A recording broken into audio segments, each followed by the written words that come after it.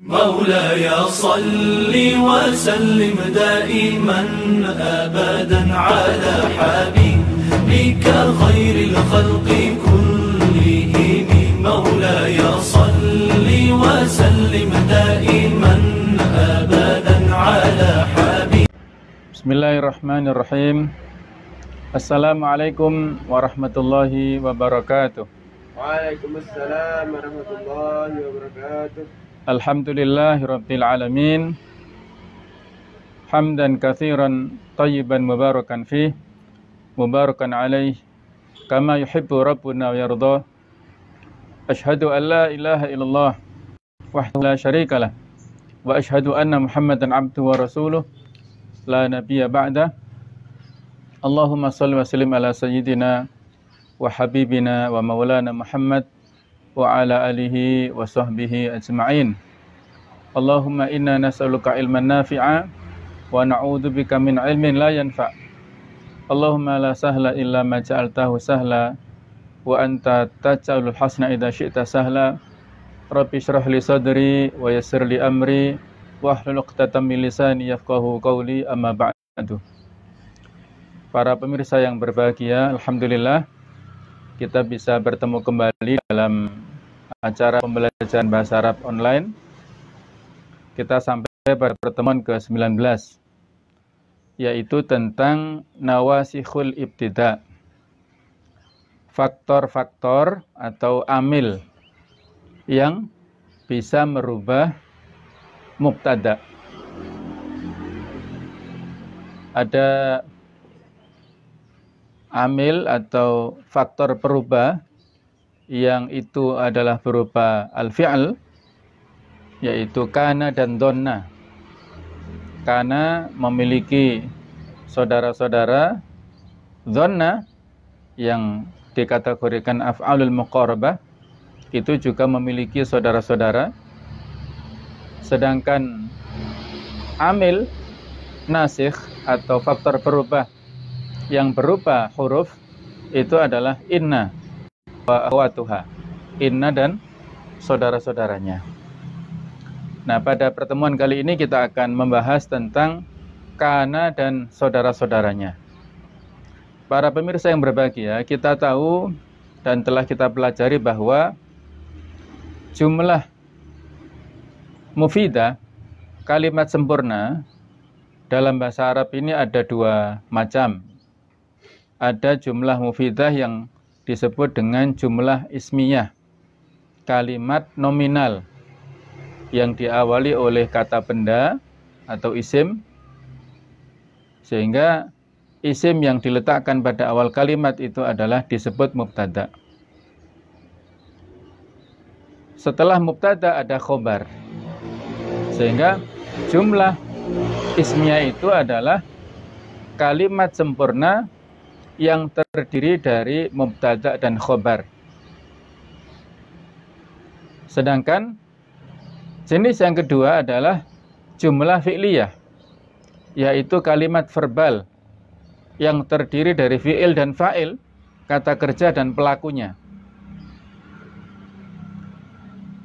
Nah, kana ataupun dhonna dan juga inna ini masuk pada jumlah ismiyah, pada kalimat nominal.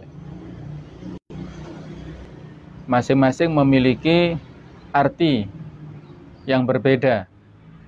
Kalau kana biasanya diartikan dalam bahasa Indonesia adalah. Adapun dhonna itu artinya menyangka, sementara inna itu berarti sesungguhnya.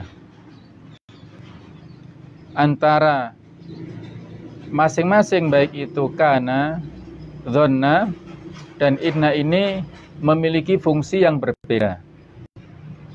Kalau kana wa akhwatuha, kana dengan saudara-saudara ini ada fungsinya merfa'kan isim dan menasabkan khobar.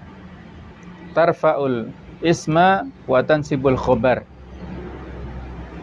Jadi yang sebelumnya sebuah kalimat itu subjek atau pokok kalimatnya disebut mubtada. Contohnya at-thalibu mujtahidun. At-thalibu adalah, masih ingat ya, mubtada. Setiap mubtada hukumnya marfu, dirofakkan. Kemudian tanda atau poin yang ketiga adalah tandanya apa? Dirofakkan ini tandanya dengan dhammah. Sebabnya apa? Disebabkan dia adalah isim mufrad. At-thalibu mubtada marfu bi dhammah li'annahu isim mufrad. Nah, jadi 4 poin itu ya untuk mengi'rab setiap jabatan kata dalam sebuah kalimat di dalam bahasa Arab. Ada 4 kategori itu. Demikian pula mujtahidun. Siswa itu bersungguh-sungguh. Orang yang bersungguh-sungguh juga sama. Khobar marfu' bi dhammah, tandanya dengan dhammah dan sebabnya isim mufrad. At-thalibu mujtahidun. Kalau 2 berarti talibani mujtahidani. Kalau banyak siswa laki-laki at-tullabu mujtahiduna. Kalau yang perempuan at-talibatu mujtahidah. Penggunaan masing-masing antara mubtada dengan khobar itu harus ada kesesuaian dalam 2 kategori. Sesuai dalam hal jenis kelaminnya. Idza kana al-mubtada'u mudzakkar fal khabar mudzakkar. Kalau mubtada'nya laki-laki, khabarnya laki-laki. Mubtada' muannats, kalau mubtada'nya itu muannats, fal khabaru muannats aidan. Maka khabarnya harus juga muannats, perempuan. Wa idza kana al-mubtada'u mufrad fal khabaru mufrad. Kalau mubtada'nya 1, khabarnya juga sama 1. Wa idza kana al-mubtada'u musanna, kalau mubtada'nya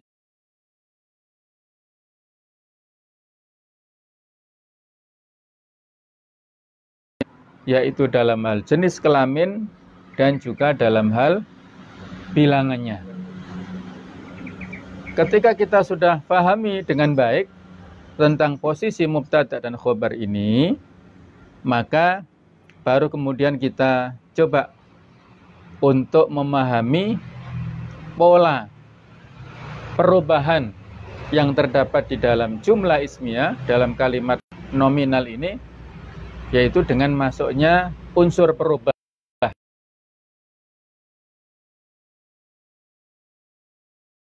saudara-saudaranya. Kana wa khawatuha. Kana dan saudari-saudarinya boleh. Kana dan kawan-kawannya, kana dan rombongannya juga boleh ya. Ini terjemahan bebas, yang penting paham. Para pemirsa yang berbahagia, ketika kana ini dalam kategori adalah fi'il madhi ya. Tapi para ahli ulama bahasa, ulama nahwu mengkategorikan kana ini termasuk fi'il naqis. Maksudnya fi'il yang itu arti harfiahnya fi'il yang berkurang. Maksudnya adalah fi'il yang membutuhkan isim dan khobar. Kalau pada umumnya fi'il, kata kerja itu kan hanya butuh fa'il ya. Butuh pelaku. Doroba zaitun. Misalnya, atau jalasa Muhammadun. Jalasa artinya telah duduk Muhammad si Muhammad. Jadi fa'il yang dibutuhkan oleh jalasa adalah Muhammad saja, cukup. Tapi ketika fi'il ini berupa kana dan saudara-saudaranya, maka dia membutuhkan pelaku yang kana atau libani mujtahidaini. Sudah kita sampaikan harus ada kesesuaian antara mubtada dan khobar. Begitu pula antara isimnya kana dengan khobarnya kana. Kalau isimnya kana ganda, khobarnya juga ganda juga ya. Kana atau libani. Kalau perempuan, misalnya 2 orang siswi itu, maka ini juga karena ini dia fi'il, Maka harus menyesuaikan seperti ini. Kanat atau libatani mujtahidataini. Di sini ya, di sini juga berubah. Kanat atau libatani mujtahidataini. Sedangkan kalau jamak, ini jamak muannats, jamak perempuan, kanat atau libatu mujtahidatin. Nah, di sini. Jadi tanda nasabnya bukan dengan fathah, bukan dengan ya, ini kan dengan ya tanda nasabnya, tapi dengan kasroh. Tanda nasab untuk jamak muannats salim itu dengan kasroh. Khabaru kanat mansubun bil kasrah li'annahu jamak muannats salim, karena dia posisinya jamak muannats salim. Nah, sedangkan ini kalau jamak taksir ya, jamak yang tidak beraturan, tanda rafa'nya dengan dhammah. Kana at-tullabu mujtahidina, adalah siswa-siswa itu mereka bersungguh-sungguh ya, mujtahidin. Baik, kemudian para pemirsa yang berbahagia, di samping kana ini bisa kita letakkan dalam kalimat untuk mempengaruhi dan merubah kondisi isim atau kondisi mubtada sebelumnya yang akhirnya menjadi isimnya kana, itu berupa fi'il madhi, juga dia bisa berupa fi'il mudhari'. Contohnya ini. Kalau langsung nggak boleh sebenarnya ya. Kalau misalnya yakunu at-tullabu mujtahidin boleh. Tapi biasanya pakai seperti ini. Uridu an yakuna talibu mujtahidan. Aku ingin, hendaknya adalah si siswa itu orang yang bersungguh-sungguh. Aku ingin supaya si siswa itu adalah orang yang bersungguh-sungguh. Nah, jadi uri itu, aku menginginkan. Di sini berarti fi'il mudhari'. Pelakunya kata ganti yang tersimpan. Aku menginginkan. Sedangkan kalimat an yakuna itu adalah yang sudah kita pelajari kemarin, disebut masdar muawwal yang posisinya sebagai objeknya. Aku menginginkan apa? Ini sebagai objek keterangannya ya. Ini adalah an yakuna talib mujtahidan. Kalau kita rubah, uridu at-taliba mujtahidan juga boleh sebenarnya. Saya ingin siswa itu adalah orang yang bersungguh-sungguh, langsung sampai simpel boleh. Jadi fi'il mudhari' juga boleh jadi perubah, fi'il madhi juga boleh. Demikian pula turunan fi'il mudhari'nya itu dari perubahan kata ganti, pelakunya itu siapa seperti ini. Kuntu taliban, saya dulu adalah seorang siswa. Nah, jadi kuntu taliban. Mana dalam kalimat ini isimnya kana yang mana ini? Kuntu taliban ini. Isimnya mana? Iya, isimnya ini loh. Dhamir muttasil. Kata ganti yang bersambung tu ini. Jadi kalau kita i'rabkan, kuntu fi'il madhi mabni ala sukun. Fi'il madhi yang dimabnikan sukun li'annahu yatasilu bi dhamir tu ini ya. Karena sambung dengan tu. Sedangkan ta ini berharokat dhamma ini adalah dhamirun muttasilun mabni ala dhamma. Dhamir kata ganti yang bersambung ditetapkan harokatnya dhamma fi mahalli raf'in ismu kana, menempati posisi rafa karena dia adalah isimnya kana atau kuntu ini. Taliban adalah khobaru kuntu mansubun bil fathali ana isim mufrad. Begitu pula kalau ini pelakunya bukan satu orang saya, tapi mereka banyak. Kanu tulaban, adalah mereka itu siswa-siswa laki-laki ya. Kanu tulaban, adalah mereka itu siswa laki-laki. Baik ya. Masih ingat kalau misalnya kita uraikan, kana Coba dibaca di tasrif. Kalau tasrif ke bawah itu namanya tasrif lughawi ya. Kalau tasrif penguraian yang ke kiri itu tasrif istilahi. Coba di tasrif lughawi dari kana, dia, huwa, kana sampai nahnu, kunna. Bisa diuraikan? Kana, kana, kanu, kanat, kanata, kunna. Terus kunta, kuntuma, kuntum. Kuntum dulu, antum kuntum, kunti, kuntuma, kuntunna, kuntu, kunna. Nah. Kanu tullaban. Kalau kunna tullaban. Di kuntu toliban. Saya dulu seorang siswa. Ya, kuntu toliban. Fa asbahtu, sekarang aku menjadi mualliman, menjadi seorang guru misalnya ya. Kuntu misalnya ya. Kuntu waladan, aku dulu seorang anak.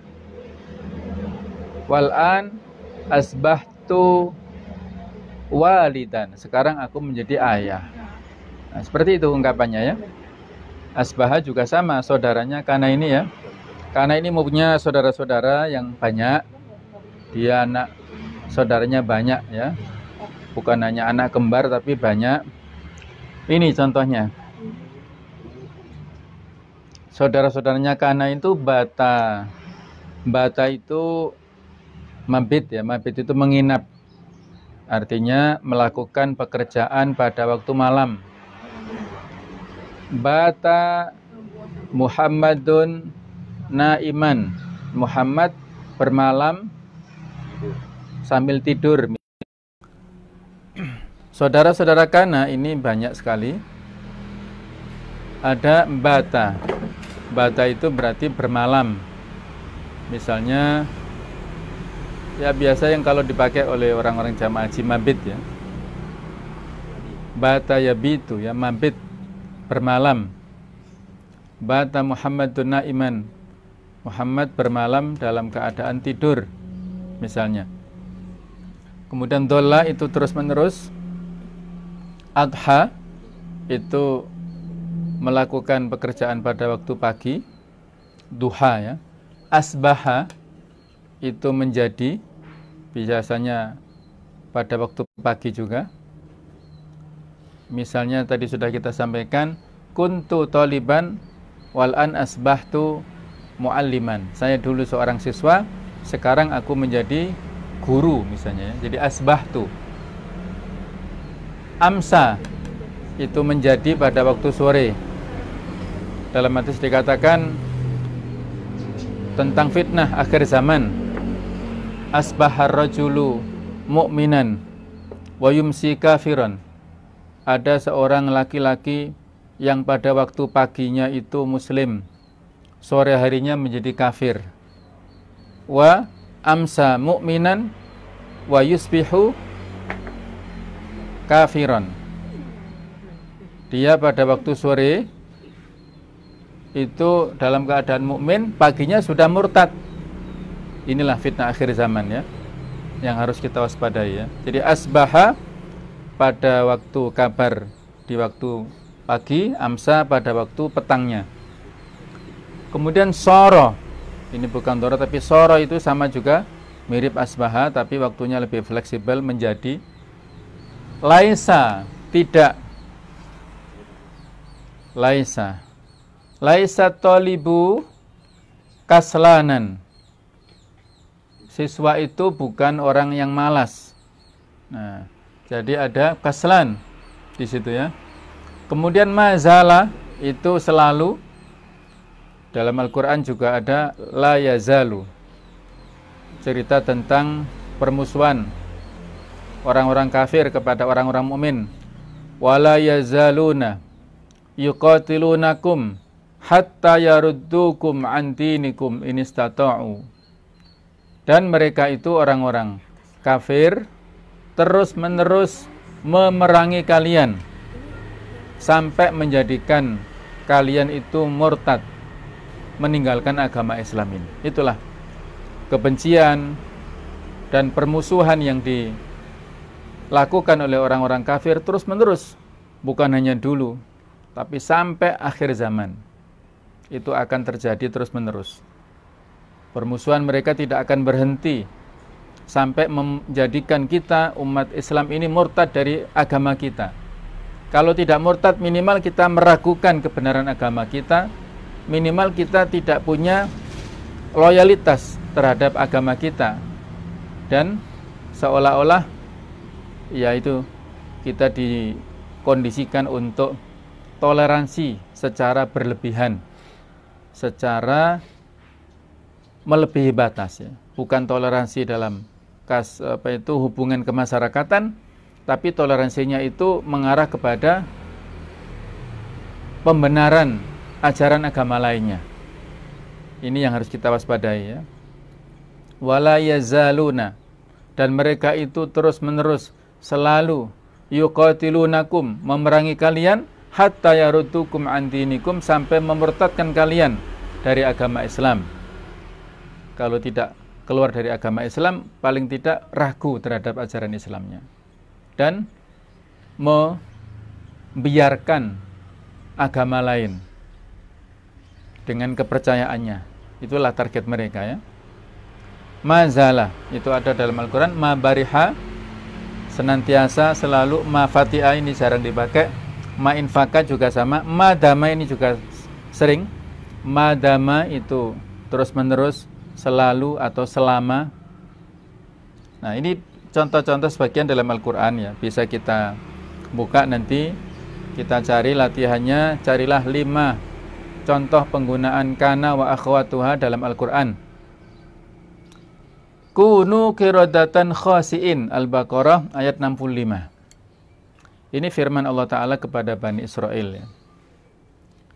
Allah memberikan kutukan kepada Bani Israel. Jadilah kalian sebagai kera-kera, qiradatan, ya, khasiin yang hina. Kunu ini kan fi'il madhi. Yakunu fi'il mudhari'. Kunu ini fi'il amar, juga sama fungsinya. Seperti dalam ungkapan kun aliman au muta'alliman. Jadilah engkau orang yang berilmu, kalau tidak bisa orang yang belajar. Wala takun jahilan, jangan menjadi orang bodoh. Nah, coba kita lihat. Kun, jadilah engkau. Isimnya kun itu karena fi'il amr, maka disimpan, ya, dhamir mustatir, ya, kalau fi'il amr. Kalau engkau, tapi kalau di sini mana ini fa'ilnya? Kunu. Fa'il kunu ini mana? Wawu jamak. Jadilah kalian wahai Bani Israel kera yang hina. Jadi mereka ini mendapatkan cobaan, ya, dari Allah Ta'ala. Kalau pada hari Sabtu itu ikan-ikan yang ada di laut, yang ada di sungai itu muncul, ya, muncul dan siap untuk diambil. Sementara kalau di luar hari Sabtu, ikan-ikannya tenggelam, susah untuk diambil, dijaring susah. Nah, Allah Ta'ala memberikan cobaan supaya la ta'du fi sabti, jangan kalian melebihi batas pada hari Sabtu ini.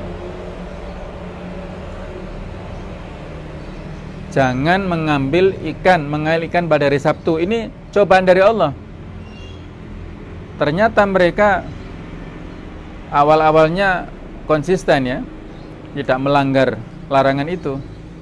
Tapi ada yang kreatif di antara Bani Israel itu, ngambil, maksudnya pada hari Sabtu bukan mengambil ikannya, tapi ikannya disasar atau dijaring, ya, kalau seorang sekarang, namun dibiarkan di sungainya itu. Besoknya hari Minggunya itu baru diambil. Nah, itu logika kecerdasan, ya, dalam tanda kutip dari Bani Israel. tidak mengail ikan pada hari Sabtu, tapi mengkapling ya, atau mengkondisikan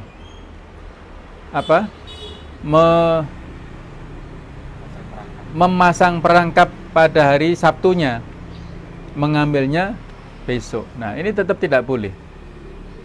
Namun mereka masih terus melanggar itu, akhirnya mereka dikutuk oleh Allah Ta'ala menjadi kera, berubah menjadi kera. Kera yang sesungguhnya, bukan kera secara majazi atau secara simbolis, bukan, tapi kera yang sesungguhnya. Jadi kalau ada ungkapan Yahudi itu sebagai bangsa kera, itu memang dalilnya ada dalam Al-Quran ya, di surat Al-Baqarah banyak. Kunu kirodatan, kirodatan dinasabkan karena dia menjadi ini seperti ini, dia menjadi isimnya kunu, menjadi bukan isimnya, khobarnya kunu. Kemudian surat As-Saff ayat 14. As-Saff 14 ya. Ini cerita tentang permintaan loyalitas yang dilakukan oleh Nabi Isa kepada Hawariyin, kepada para pendukungnya.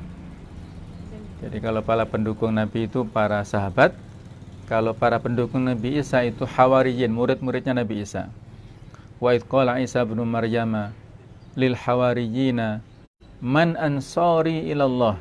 Ingatlah ketika Nabi Isa mengatakan kepada para pendukungnya, siapakah penolong-penolongku untuk mendukung agama Allah?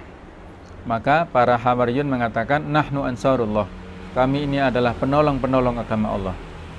Fa amanat ta'ifatum min bani Israil wa kafara ta'ifah, maka ada segolongan kelompok Bani Israel yang beriman mendukung Nabi Isa, ada yang tidak mau.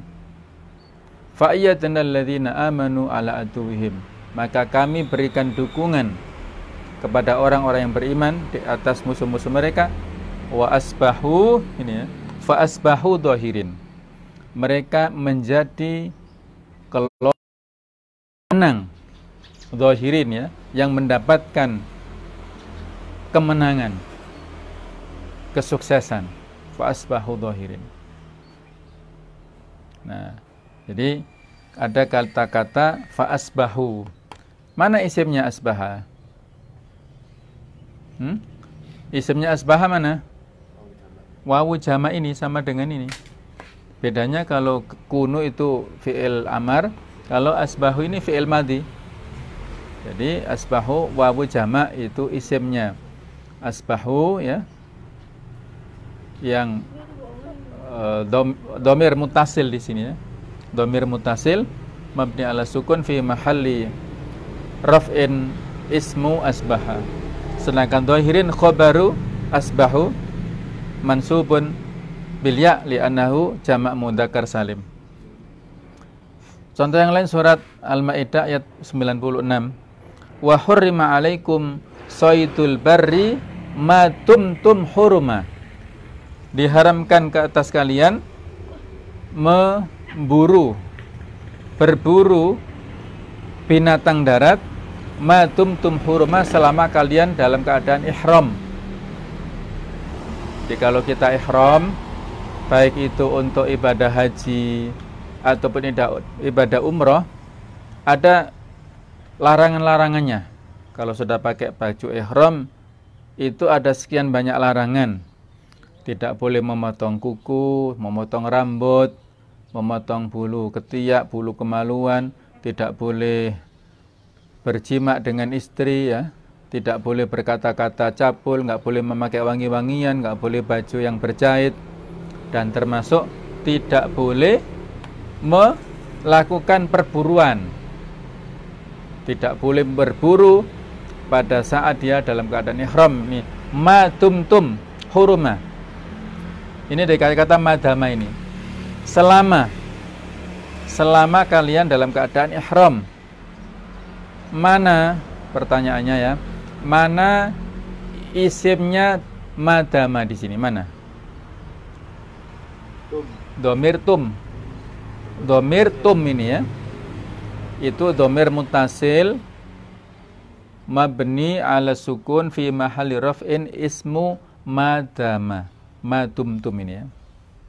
Jadi ini turunannya, madama untuk dia. Kalau saya madumtu, kalau kalian madumtum, madumtu hayya, atau selama saya masih ada di sini, madumtu huna. Nah, misalnya selama saya di sini, fa sausolli ad-duhur, aku akan sholat duhur. Misalnya dia bicara di masjid misalnya. Jadi ini penggunaan dama adalah selama. Kemudian ayat berikutnya surat Ar-Rum ayat 47, wa kana haqqun 'alaina nasrul mu'minin. Dan adalah hak atas kami memberikan pertolongan kepada orang-orang mukmin. Coba kita hayati sebentar ayat ini ya. Wa kana haqqun 'alaina nasrul mu'minin. Di sini ada penekanannya ya. Wa kana haqqun 'alaina, yang kabarnya kana mansub. Tapi karena dalam balaghah itu takdim itu memiliki makna prioritas ya. Wa kana haqqun alaina nasrul mu'minin. Kalau bahasa letterlek harfiahnya, bahwa wajib atas kami, atas Allah Ta'ala memberikan pertolongan kepada orang-orang mukmin begitu. Alaina kan Allah, kembalinya kepada Allah. Wa kana 'alallah, wajib atas Allah. Ini nasrul mu'minin sebagai isimnya kana yang diakhirkan. Sedangkan hakon adalah khobarnya kana yang didahulukan. Artinya wa kana nasrul mu'minin hakon alaina. Itu aslinya. Kemudian ayat ini diredaksikan wa kana hakon alaina nasrul mu'minin. Artinya para pemirsa yang berbahagia bahwa kita tidak boleh ragu tentang pertolongan Allah. Kita harus yakin, seyakin-yakinnya bahwa Allah itu pasti memberikan pertolongan kepada umat Islam. Huwallazi arsala rasulahu bil huda wa dinil haq liyudhhirahu 'ala ad-dini kullih walau karihal musyrikun. Dialah Allah yang telah mengutus utusannya dan agama yang benar. Untuk apa agama yang diutus ini adalah liyudhhirahu 'ala ad-dini kullih, untuk memenangkan agama Islam ini di atas agama-agama yang lain. Islam hadir dibawa oleh Rasulullah SAW adalah untuk memberikan pencerahan kepada umat. Beliau menyampaikan dakwah risalah Islam kepada umat. Dan kalau ada siapapun yang melakukan pertentangan kepada dakwah beliau, maka pasti dengan izin Allah musuh-musuh dakwah ini dikalahkan oleh Rasulullah SAW atas izin Allah Ta'ala. Karena Allah telah memberikan jaminan ini. Wa kana haqqun alaina nasrul mu'minin. Adapun kalau pernah kalah di perang Uhud, pernah kalah ini adalah dalam rangka untuk menunjukkan sisi-sisi kemanusiaan beliau dan kemanusiaan para sahabat, supaya memang sunnatullah ada faktor-faktor manusiawi yang kalau tidak diperhitungkan, tidak diantisipasi, itu akan menyebabkan kekalahan. Itu bisa jadi ya. Yaitu kalau pada perang Uhud tidak adanya komitmen dengan instruksi dari pimpinan. Pasukan anak panah yang disuruh untuk menjaga Jabal Rumat, bukit pemanah, itu sudah posisi yang strategis. Itu jangan tinggalkan posisi kalian dalam kondisi kecamuk perang seperti apapun. Nah, ternyata ketika mereka berhasil melumpuhkan orang-orang kafir Quraisy dengan anak panah yang bertubi-tubi dari atas, itu banyak pasukan Quraisy yang bergelimpangan, yang tewas.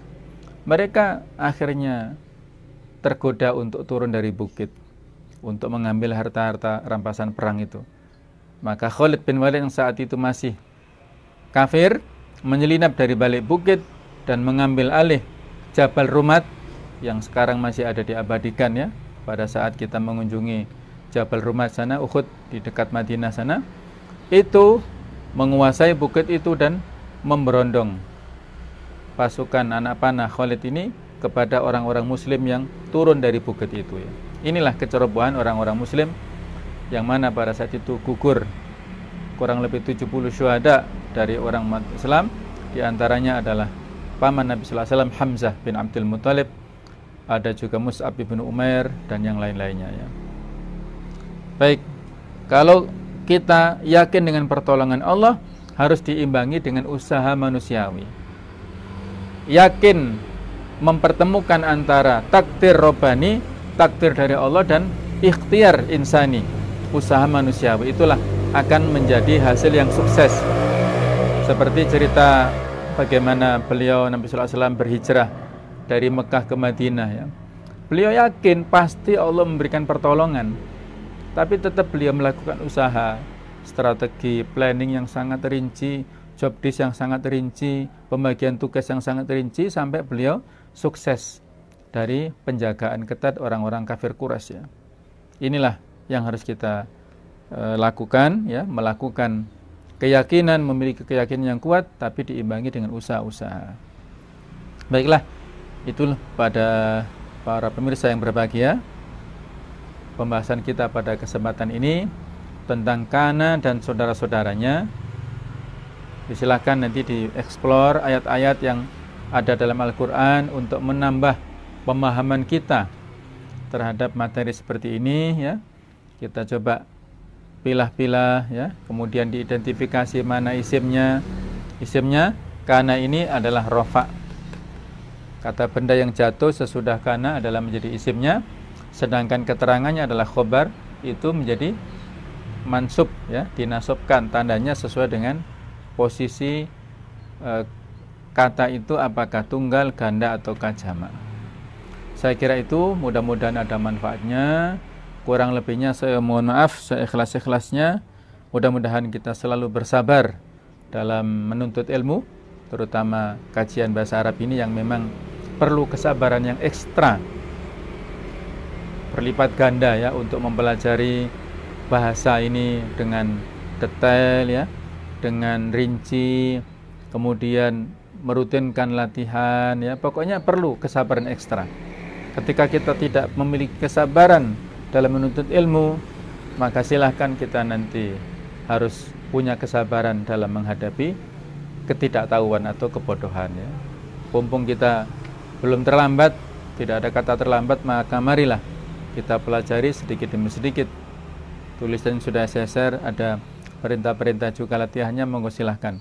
Ini kesempatan bagi kita, terutama di akhir-akhir Ramadan ini, hari-hari yang sangat menentukan, li'annal a'mal bil khawatim, karena segala amal kita tergantung pada akhir hayat atau akhir finishing dari perbuatan ini ya. Barakallahu li wa lakum wa nafa'ani wa iyyakum bima fihi bima minal Qur'an. Karena Quran adalah bahasa Arab, maka kita mempelajari Al-Quran adalah dengan cara mempelajari bahasa Arabnya. Subhanakallahumma bihamdik, asyhadu an la ilaha illa anta, astaghfiruka wa atubu ilaik. Wassalamualaikum warahmatullahi wabarakatuh.